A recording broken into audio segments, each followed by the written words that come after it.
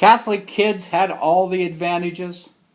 That's why when I looked on our football schedule for the year and saw that Barker Academy was on October 2nd, I was really pissed off. Being raised in the Midwest, I was not really favorable to Catholics in the first place. I didn't know why, just something I inherited and was infused in me during my training by my family and community. I kind of think we hated them because they had money. It's ironic that we hate other people for having money as we desperately pursue getting money. Maybe it's the classic case of self-hatred. Barker Academy didn't have any more players than we did. Matter of fact, we outweighed them and seemed to have even cuter uniforms. So when the game started and I lined up in front of a 150-pound kid wearing wire-frame glasses covered with black tape, peeking at me through his battered helmet, I nearly giggled. I was almost double his size and certainly not wearing such ridiculous spectacles.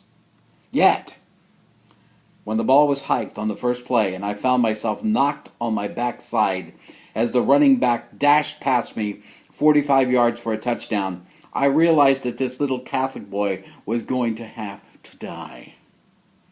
I tried everything. Overpowering, tricking him, even tried to trip him a couple of times, all to no avail.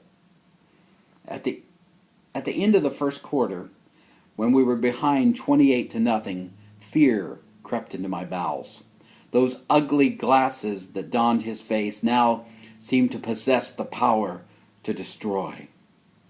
So in a fit of desperation on the next play, I hurled my body over the line, knocking the kid over, grabbing onto the leg of the running back, only to procure his shoe in my hand as he ran 52 yards for another score.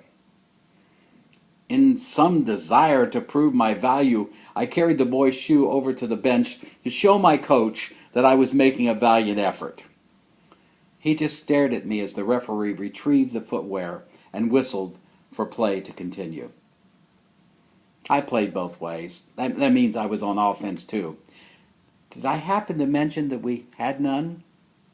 It was almost like Barker Academy not only knew what play we were going to run and had figured out a way to foil it, but had also rehearsed dances and jigs to taunt us every time they threw us for a loss. Shortly before the first half was over, I ran to the sideline and in deep exasperation, I screamed at the coach, "We need a better defense!"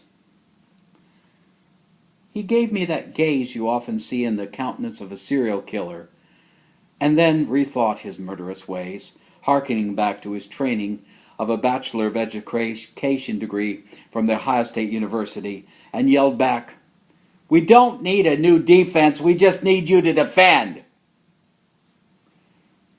It was a good point, though it made me pout.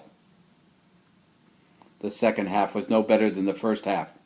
It was the longest 2 hours of my life as Barker beat us to a pulp, 64-0. For the next 2 weeks, I woke up in a cold sweat almost every night, being chased by those ugly wire-frame taped glasses. I know it is appropriate at this point in a story to share what I learned from this experience or to bring it to some sort of hopeful conclusion. I have none. The only thing I can tell you is, as I walked off the field, I swore to myself, never again.